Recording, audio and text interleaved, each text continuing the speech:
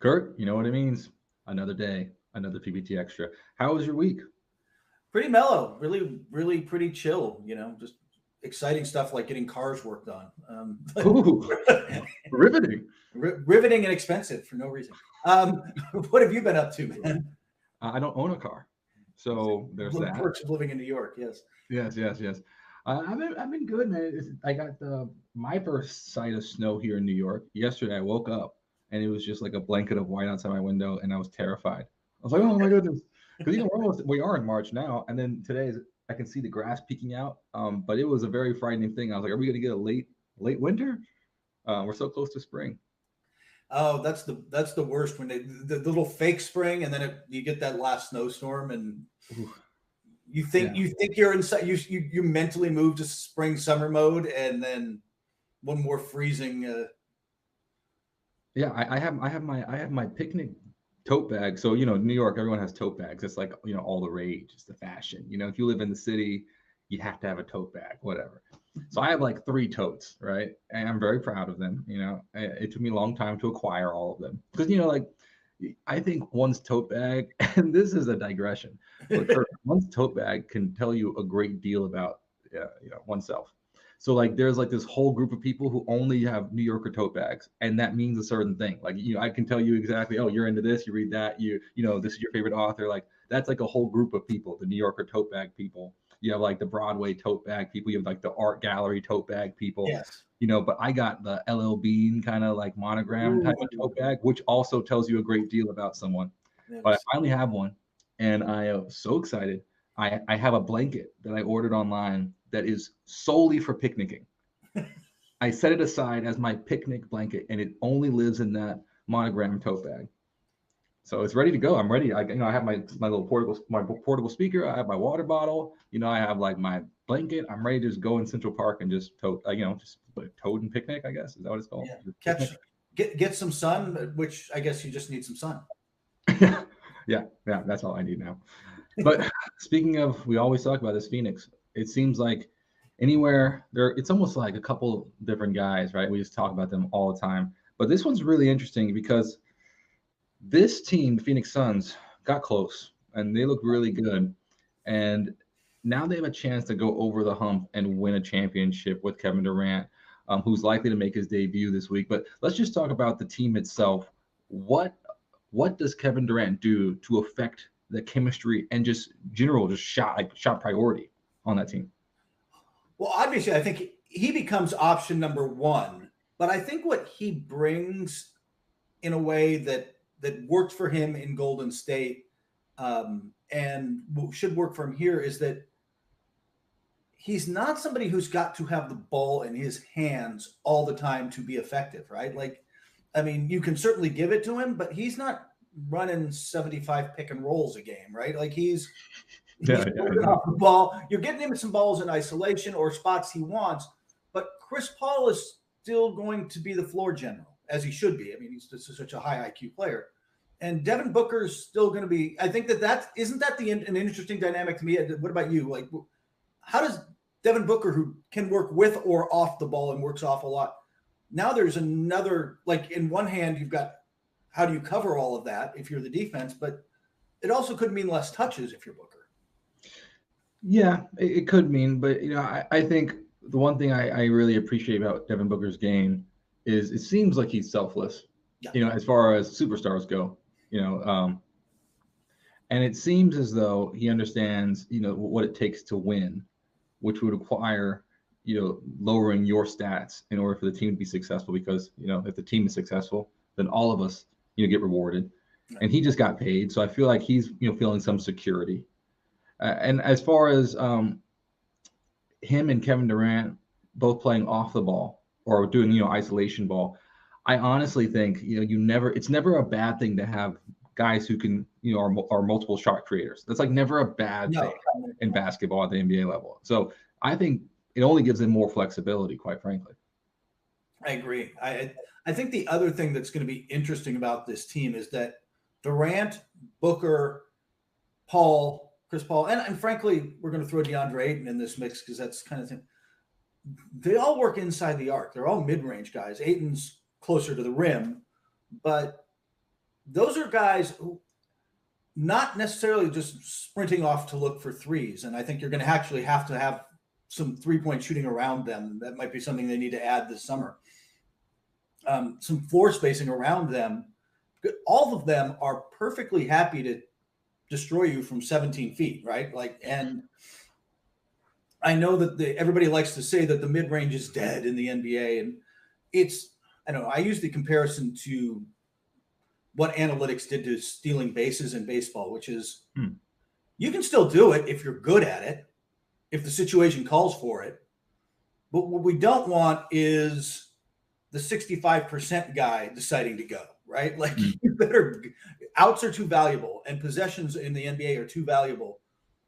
I would rather have some guy, if you're just an okay shooter, push you back to 3 so we're getting more value out of you.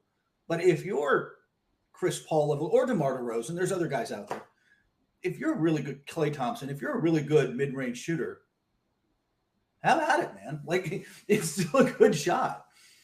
Yeah, it's still a good shot. I mean, even a contested Kevin Durant shot is still a good shot. You know, like, and that's kind of like, if there's a weird gray area when you get to that level, you know, of elite players, because there are only a few elite players in the world, and Kevin Durant's one of them. Devin Booker is one of them, and I really think his ceiling is crazy high. And then, you know, Chris Paul, he's someone who, although his game, you know, has been declining, which has been kind of surprising, I would say, like the rapid decline. Because I thought he'd still be able to provide very, very, very elite, high value basketball, you know, well into his late 30s, early 40s. But, you know, I think his production has slipped, and it's been noticeable. And I don't know, I just found that surprising. Did you find that surprising? Am I the only one? It was a little steeper than I expected. Like, there's been, at his age, you're going to expect. Yeah, but not that much. It was much steeper this year than expected. He's not hitting that mid-range at the same level he did. He's not getting to his spaces kind of the same way he did, is he? No, but I honestly think that that's not the worst thing in the world, because now that you have Kevin Durant, I mean, you're looking at 20 to 30 plus points, you know, on average. And so it's like 20 to 30 points on average a night, and any given night 40, like any given night 50, right? So like that the dip in point production to me actually is probably a better thing if Chris Paul just plays pure point, you know, as a facilitator and less as a scorer for that team, because you know they're in no deficit for scores. So I think in that sense, it actually probably will keep it'll probably be like a balance for Devin Booker's numbers, right? I mean, he'll probably still get around the same shot. Yeah. I think what it might help with, and this applies to Chris Paul, but also a lot of the role players that'll be shooting there, you're also just going to get better looks. Like, I can't leave Booker. I can't leave Kevin Durant. You move that ball around, and you're going to have a little extra time to set your feet and get that shot off, because the rotations, again, can't leave Kevin Durant. Somebody else is going to have to deal with this. I think that a few more open looks where guys can set their feet and not be rushed. I mean, I don't know. You've certainly been there. If you go watch an NBA team warm up, it is ridiculous. They don't miss, man. Like, yeah, they don't miss.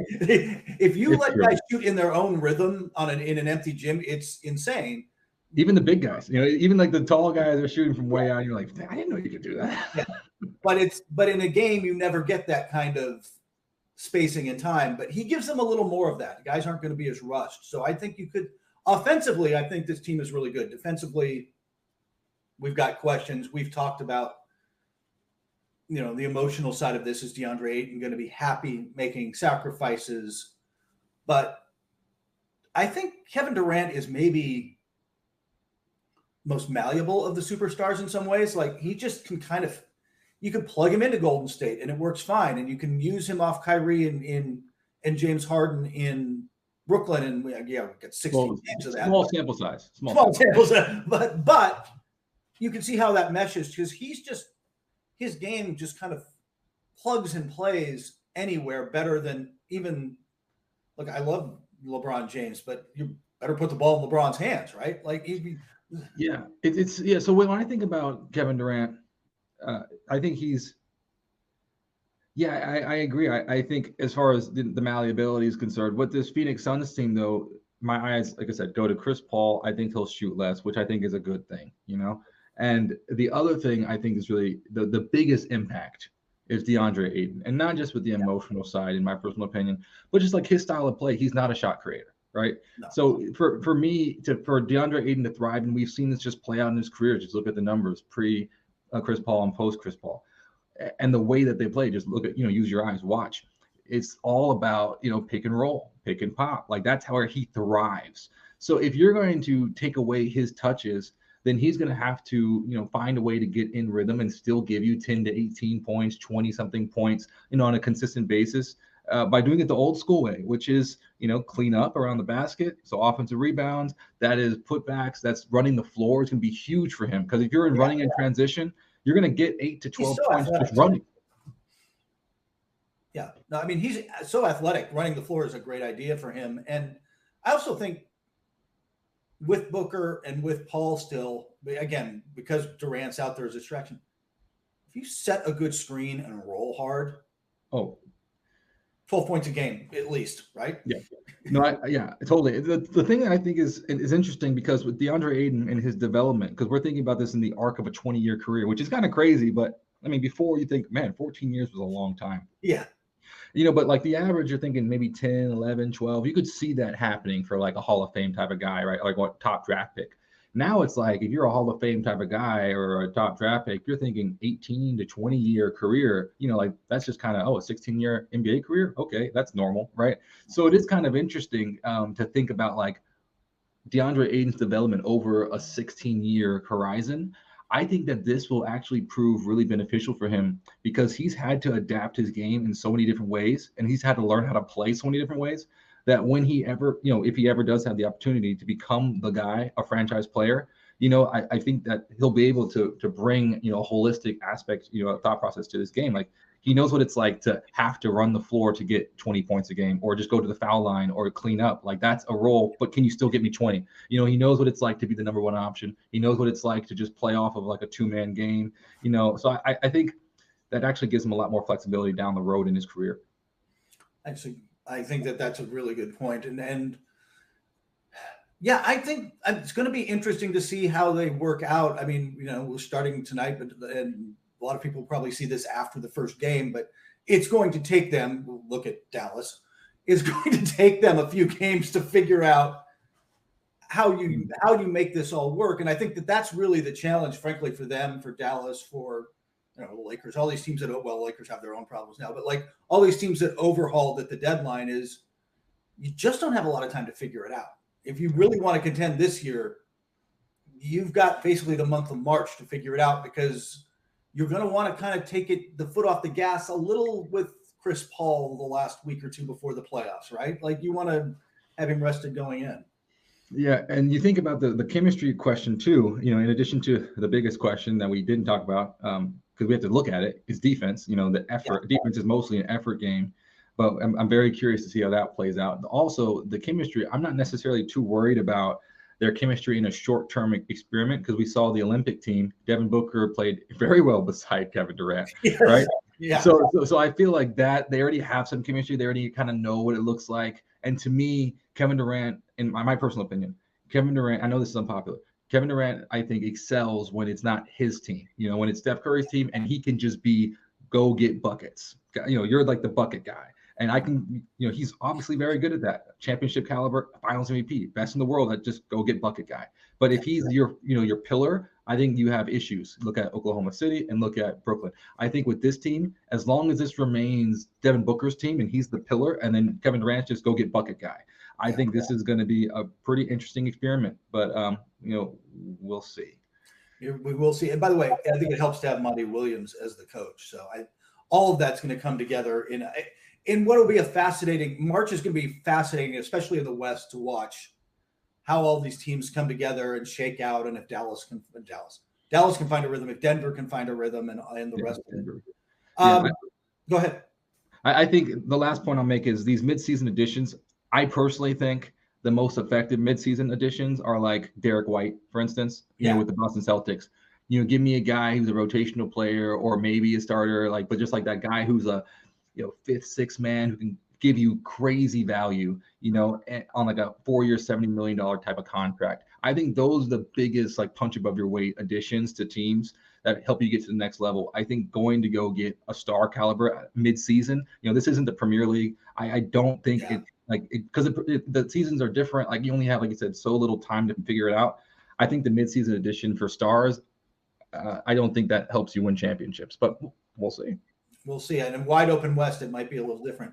I think it's time to move on to the great city of Chicago. And what I'm kind of fascinated with is a really interesting Corey's Jukebox this week. Yeah, I wanted to go Midwest, Motown. I know it's not Detroit, but I had to invite Marvin Gaye into the podcast. I don't know if he's been a guest. Yeah, I'm not sure if he's been a guest yet, but there's a song by him. I personally like alternate mix 2 version of this, but I went for the original, whatever. But it's called Where Are We Going by Marvin Gaye. And I watched that Bulls-Wizards game. And there are times when you watch this Chicago team and you're thinking they could be good. And then there are times when they're like, they might be dominant. And then there are other times when you're thinking, what in the world is happening, with this team?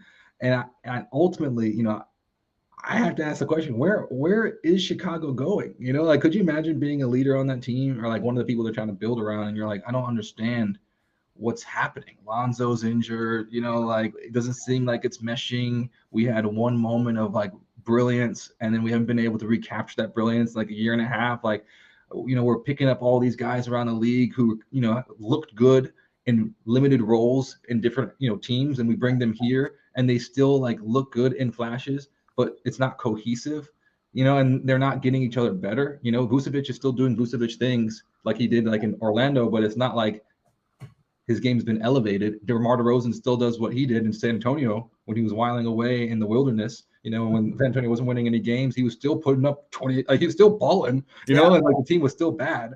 And like you look at him, like it's kind of like he's still balling, but the Chicago Bulls are not good. So it's kind of like this weird mixture for me. I'm like, well, like everyone's kind of playing in silos there, and no one's helping each other. So like, where are we going? Zach LaVine's an all-star, but is he the pillar that you want to build around? It doesn't seem like the leadership has like helped everyone get better.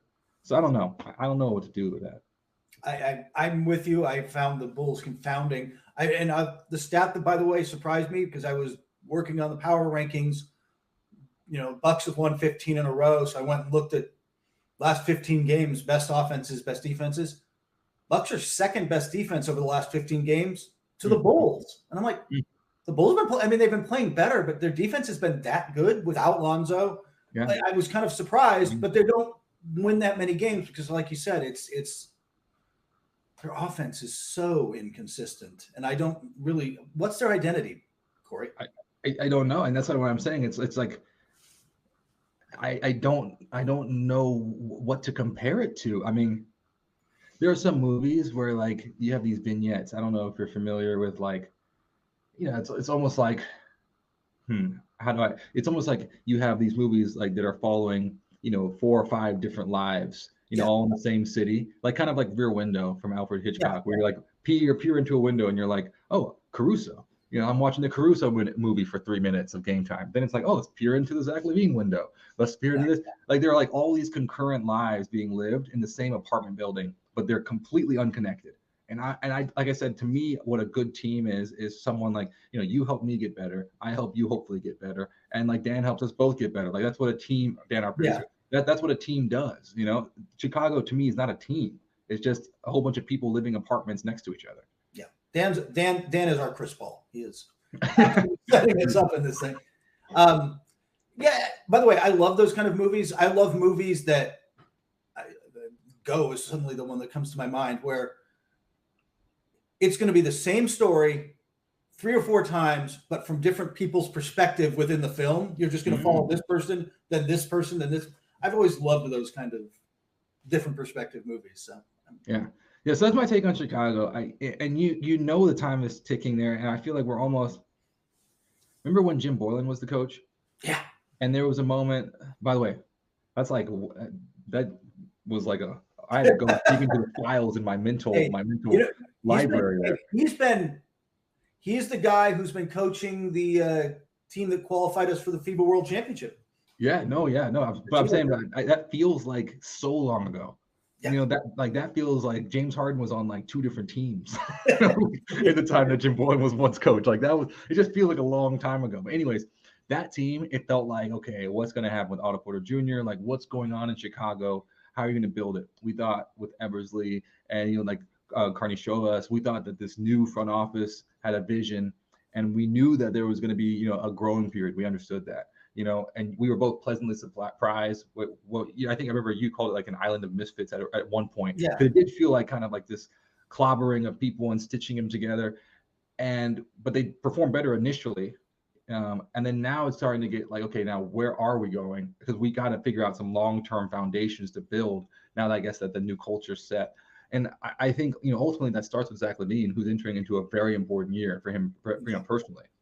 And if you were the Chicago Bulls, would you say, look, let's really build around LaVine? Do you think he can be a franchise player in the NBA? I'm not sure that he's your number one. Like, he's a great scorer, but I feel like I don't know that he sets the table well enough for everyone else. Like, you need somebody who does keep the ball moving, or somebody who can play off him a little bit.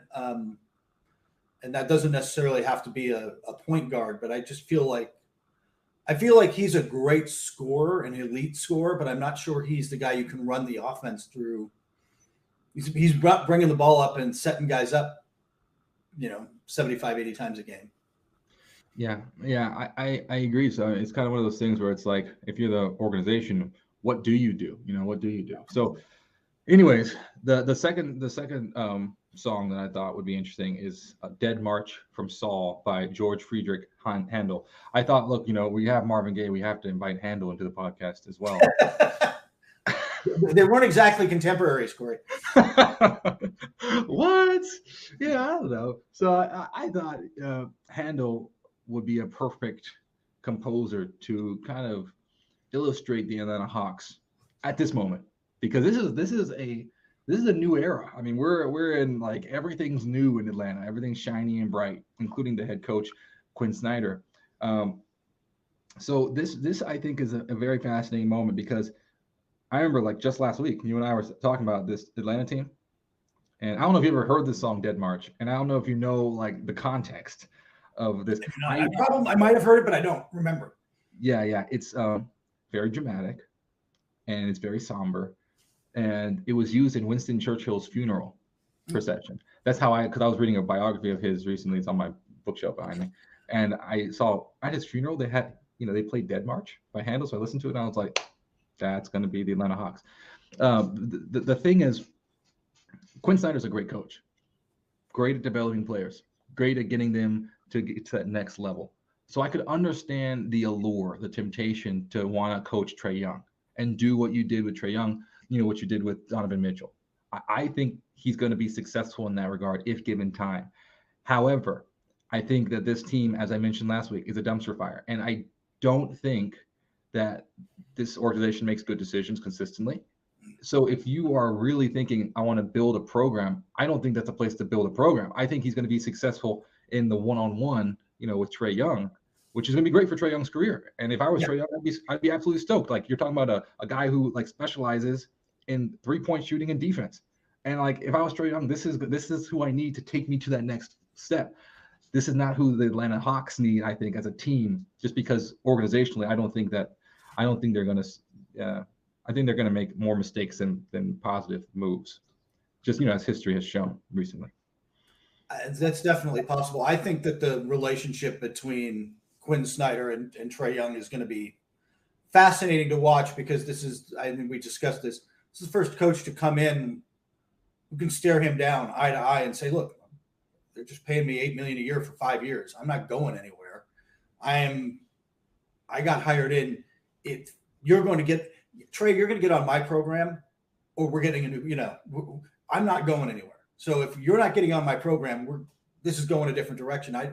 I will see if he buys in and for how long, and if this works or not.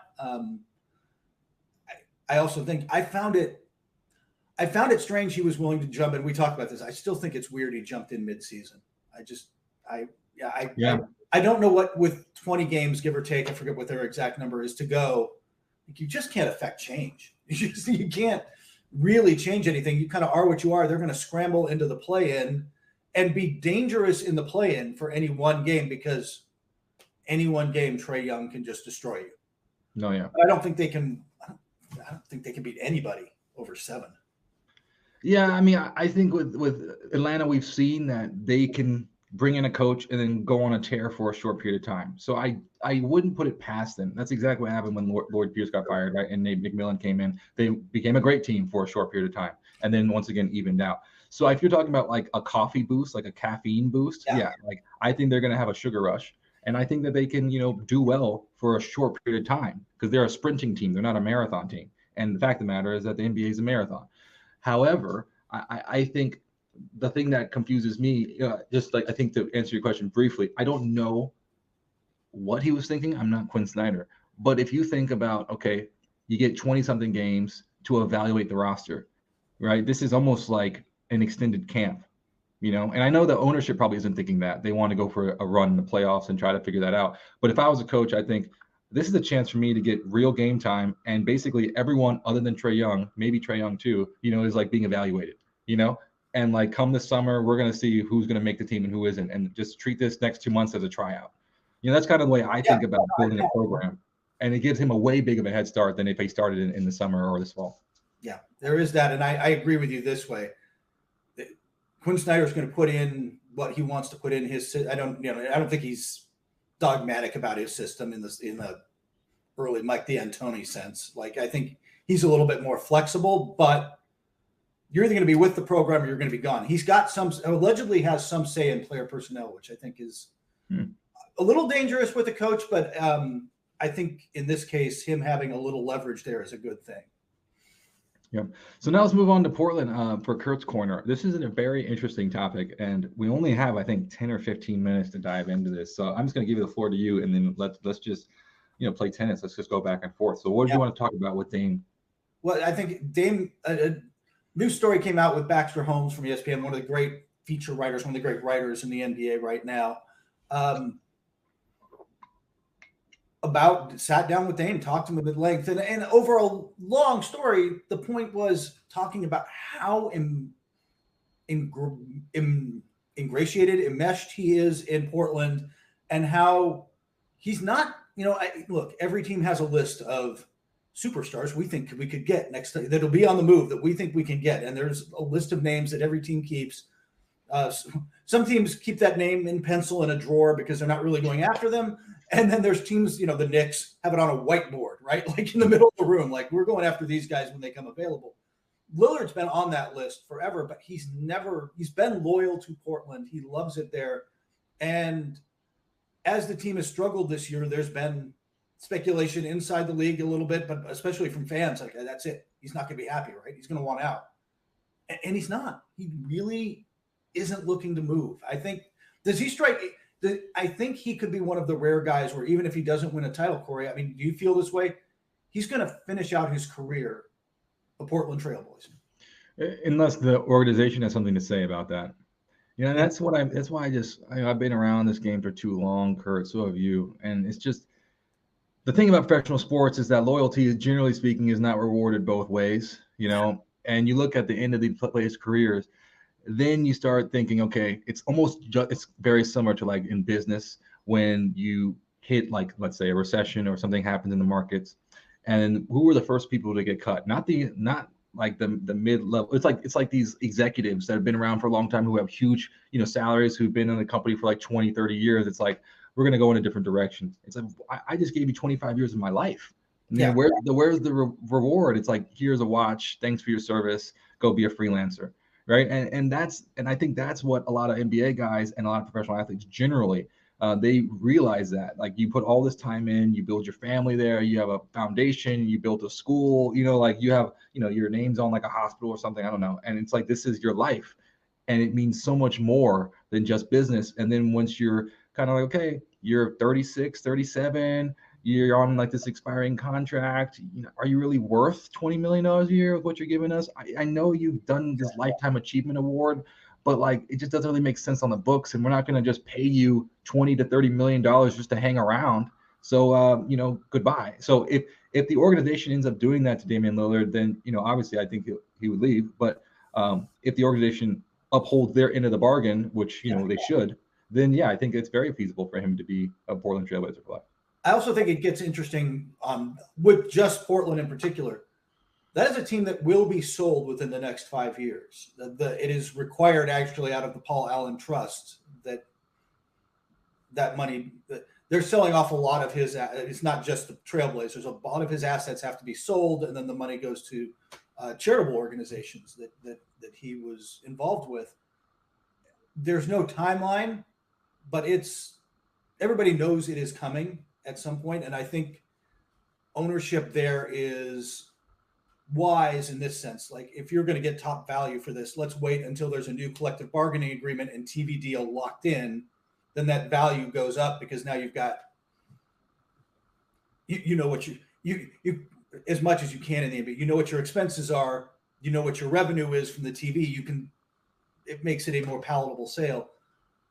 Maybe new ownership comes in and wants to go another direction, but I don't know that would sit well with the fans in Portland who love him. And I don't know. The other part of this is they've paid Dame. He just signed a 2-year extension. He's got 3 years and a player option, I think, left after this one, through age 36, almost turning 37. And he makes more than $60 million that last year. Like, if he opts, and I can't imagine I'm going to just say now, I think he opts out in. I think he takes that. It's like, yeah, I mean, how do you turn down $60 million? And, like I said, and if you're happy, in an organization, they're paying you well. Obviously, you want to win games, but you just open your eyes and look at what's happening around the league. All your coworkers, because that's what they are, all your coworkers and peers, and they're jumping from team to team. You see them uprooting their lives and going to different places for a year. Maybe their kids and their wives are back in the city that they had a house in, right? And they're like living in a rental house for a few months, like that kind of commute. Like, if you're in your 30s, do you really want to put up with that? And this is like No, I think, but isn't that? I think that, frankly, I think it affects a lot of people watching this and listening. At a certain point, stability and being with family matters, and you might choose that over a little more. You might choose that over a little more money somewhere else or some other perk or benefit. It's something I wrote about this morning with James Harden. There have been rumors around, and I heard them in All-Star Weekend. There are rumors everywhere about him having serious interest in going back to Houston. He's got real personal ties there. He is very involved in the community. He sees that as his home. And if the difference is 20 or 30 million, but you're making more than 200 million on the contract, am I willing to give that up to be in the place I want to be? Or do I want to chase the ring and stay in Philadelphia? I think, by the way, how Philadelphia does in the playoffs will have an impact on this. But I think a lot of guys of a certain level in the league ultimately have to kind of ask them. Bradley Beal is now asking himself this: do I want to be a Wizard, or do I want to, do I want to stay here? Or do I want to chase? I think some guys make it kind of obvious where they're leaning, but I think for some guys it's a tougher decision. Yeah, and it's not just their decision. I think, coming from a basketball family, you realize very quickly that, there are other voices in the room, and this is something that I think is very difficult because you're looking at astronomical numbers. Like, how can you turn down, who in their right mind would turn down $50 million a year guaranteed? And then you start going into the weeds and you're like, okay, well, my wife or husband may not like living in that city. Yeah. And is that worth getting divorced for? These are real questions that you see being played out that you don't understand the home dynamics of I have no friends in this city. So yes, they're paying me millions of dollars, but every weekend I'm flying here, or in the off season, I don't even live in that city because I actually go back to where all my friends are in LA or in wherever, so it's a really interesting conversation that I think it's overlooked in professional sports, where it's is this really a place that I want to live? And think, do I have friends or a community, or am I just going from the gym to my apartment and that's it? Is that all I'm doing? And because then it's you make all this money and you don't even get to really spend it. So it's I know these are 1% problems, yeah. But I do think they're very real, and they really do affect people's decisions on free agency or whether they want to sign these contracts or not. Because if your spouse is unhappy, you'll hear about it. Yeah, and I think again, that's something that's, you live in New York, I live in LA, Long Beach, but the LA area. We both know people, or should I at least certainly do, people who commute from LA, spend most of the week up in the Bay Area working for a tech company, then come back on the weekends because they weren't going to uproot their family. They weren't going to take their kids out of school. But they couldn't turn down this job. So that kind of commute becomes, at least for a while, part of them. And not everyone wants to do it. I also say agents have told me before, like once you get north of $200 million on a contract, I mean, how much is your quality of life improving between 200 and 250 million? Like that extra money, it seems like a lot, but if it's not dramatically improving your day-to-day quality of life, it's not the difference between, hey, I'm making 2 million or I'm making 7 million. Mm-hmm. The numbers are so astronomical that these marginal work environment and where you're living matter more. They can be bigger factors. Yeah, it's a law of diminishing returns and played out in real life. And like I said, I always try to think of it like what is the best kind of like equivalent to the vast majority of people who aren't in line for $200 million contracts, like yeah, I'm just short of that. Just short of that. Yeah. I know, right? So, but like it's just like with schools, or it's just like, do you want to go to a top school where you're miserable, or do you want to go somewhere where it's like the perfect scenario where you get to work with a professor, or a program that, will set you up for what you want to do, exactly. It's like, okay, well, that's different. I would rather be on a one-on-one kind of like relationship with a faculty member that helps me, it prepares me for the career that I want, than just be a face, in a 1,000-person classroom at this top 20 public university. That's important to some people. It's important to other people. Other reasons too. It's like, oh, this company, like you said, they might pay you a ton of money, but the work environment might be so toxic that you're like, I hate, going to work. I hate being around my coworkers. Then like, why would you stay in that job? Like your peace of mind and, being able to sleep at night and not being, so angry at your situation is worth more than that extra, X amount of money. So like we see these things being played out in everyone's lives on a day-to-day basis, but for these players, because they're in the spotlight and the numbers are so big, it's hard to relate to them. But they're dealing with the same exact things. It's like that work environment isn't working for me, or like I want to live in this city. Yeah. No, I think people sometimes, because we call it the fantasy football, fantasy basketball world, where we think of them as two-dimensional stat machines, right? Like we kind of forget that, and they are dealing with all the same stuff in terms of parents who aren't well, or a child who's on the spectrum or whatever, that they have to deal with in real life, like a lot of us, and it impacts a lot of other decisions they make. And also I think the camp is one of the most interesting decisions, not just like family, but your friends too, and your agents, because if you have like a camp that says, hey man, they're disrespecting you on these shows. Did you see this? And they're sending you stuff, or like, hey man, why aren't you getting more playing time? You're balling every time you're in. The team looks so much better. And like, that coach, what are you doing there? And like, if you're around that environment all the time, then it's very easy to be, not content where you are and want to move. So like, these are like the behind the scenes things that you may not see that don't necessarily come up. Like, I'll give an example. Like Kevin Durant was talking about, some of his friends were texting him, it's like, well, what's going on in Brooklyn, man? Like, and it seems crazy. And he's like, nah, dude, like everything's fine. That's what he said in the press conference. And then what does he do? He leaves as soon as he can. Like, exactly. It's one of those things where like, okay, publicly posturing, everything's fine, but the building's burning. And then your friends are telling you, dude, the building's burning, get out of there. And over time, you're like, maybe you're right. And so I think the camp side cannot be, overestimated here. I think you're spot on there. And the last piece I wanted to talk about with Damian Lillard is just like with loyalty. How recently there's been a lot of discussion. I'd love to hear your take on this.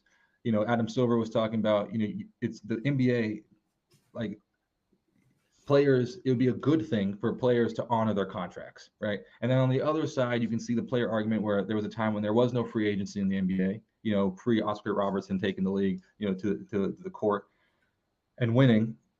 And now we're in this player like movement era, and it's like players like, no, I got to do what's best for me. Where do you fall on the player loyalty versus, honoring contract debate? I tend to think that, and we've discussed this, I don't think, look, teams aren't loyal. Teams are not going to be loyal if it's not in their best interest. The best example in recent years remains Blake Griffin. Hey, here's your Supermax. We're going to woo you with a, fake presentation of us retiring your jersey as a Clipper. Sign this max. So yeah, I want to be here. 6 months later, you're out the door. We're shifting everything. I think teams are very capable of that. And I think for the elite players who can control this kind of thing, I think they realize that. And then, so I'm not, to me, it's never been a two-way street. Yeah. I think right now you're seeing the overcorrection because players have so much power where like they're just moving around. I think that it will settle, but yeah, you're right. It's like, why should I honor my contract? Like, if I sign a 5-year deal and then you can cut me at any given moment, or you can ship me out and overnight I read a tweet from some reporter, I'm on a new team, or, one of your friends or your loved ones text you, your girlfriend texts you, hey, did you see this? You're traded. Wait, what? Like if that's how impersonal, family is at this level, then I could understand how players react, so vehemently in the other way. However, I do think, if you're talking about, honoring contracts, I do think one should honor the contract if you're a professional athlete in a professional team. And I think it starts with the teams. If teams want players to honor their contracts, I think they have to put their money where their mouth is and honor coach contracts and honor player contracts. Like you can't just sign a coach to a 5-year deal and then cut them, and then fire them after 2 years and then say, hey, we want players to be loyal to us and equal partners. They're not equal partners then. It's not an equal partnership if that's the case. I think we see this though at every level of sports. Don't we have, hey, come play for me. Come play for me here at College X. I'm going to be, oh, look, I got a better gig. I'm gone. Yeah. Plenty of coaches do that. So yeah. So anyways, lots to follow there with Damian Lillard. But let's wrap up and go to the Mad Libs, segment where at the end of every show, you know how it is. We like to throw something crazy, maybe a crazy question out there, and just kind of see where our imagination and creativity can take us. So this one, are there any childhood candies or snacks that you wish were still around today? All right. Yes, and this one dates me, but back in junior high, and you will never have heard of this because I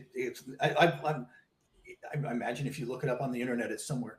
When I was in junior high, there used to be a soda, an apple flavored soda called Aspen that came in a little green can, and it was a clear soda, like almost picture like Sprite, but rather than lemon lime, it's kind of apple flavored. That was my go-to. My friends and I drank that like water. Right? Like, it was not healthy. But that was our go-to. And at one point I guess we were the only people buying it because it just dropped off the face of the earth. And it's not something that got revived anywhere. It's just gone. So now if I tasted it now, I'd probably be like, God, that's sweet or something horrible. But yeah, the nostalgia, right? The memory is always better. Exactly. The nostalgia's there. Yeah. So what about you? You're not necessarily a sweets guy. So but as a kid, I was. I mean, all my favorite childhood candies are still around. I guess I was just like very like. I went to like like like the big sections of the candy store or whatever, or the grocery store, and I guess I got just a random run of the mill.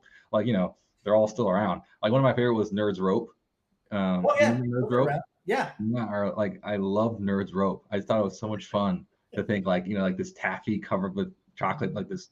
Like sorry, not chocolate. It's covered with the crunchy. Yeah. It was like kind of like taffy and crunchy together. I thought that was really cool. I love Pop Rocks as a kid because it's just like such a what a weird candy. Like it's powder that sizzles. Like it's just like a weird concept. Like who thought that? And it's not. It doesn't fill you up.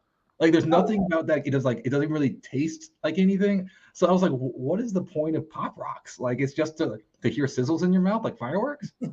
Unclear. Like I don't understand why you would eat Pop Rocks, but I used to eat Pop Rocks all the time, and I really loved I really loved chocolate, but now I feel like all the chocolate I used to eat, just like Mars bars or Hershey's or whatever, Hershey Kisses, but I personally now am like remembering all the times I ate Reese's peanut butter cups, and like I ate so many of those as a kid, but like they're all still around, so.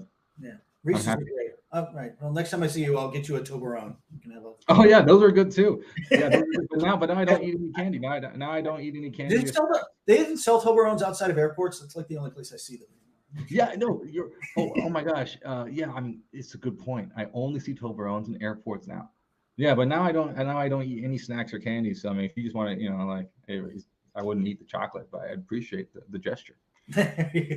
Well, anyways, a lot of things happening, and it's just like, I think for me, the Western Conference, we'll see exactly where it goes the rest of the year when we see Kevin Durant. It's gonna be a fascinating month, man. It's gonna be a fascinating month. Kurt, thank you. Thank as you. always, and look forward to next week. You too.